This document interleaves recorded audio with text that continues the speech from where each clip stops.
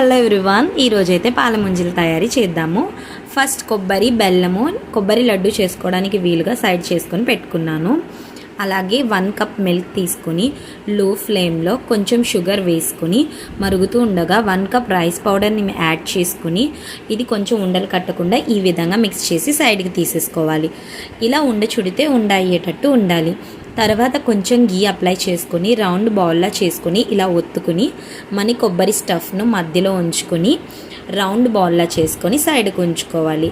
Gas వెలిగించుకుని కళాయి పెట్టుకొని ఆయిల్ వేసుకుని ఆయిల్ హీట్ అయిన తర్వాత మన లడ్డూను ఇందులో బాగా ఫ్రై చేసుకోవాలి. ఇది ఈవెన్గా బ్రౌన్ కలర్ వచ్చేంత వరకు ఫ్రై చేసుకోవాలి. ఇలా ఫ్రై అయిన తర్వాత సర్వింగ్ ప్లేట్లోకి తీసుకొని సర్వ్ చేసుకోవడమే.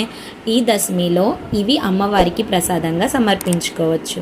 నా ఈ రెసిపీ మీకు నచ్చినట్లయితే నా ఛానల్ని సబ్స్క్రైబ్ చేయండి, లైక్ చేయండి, షేర్ చేయండి.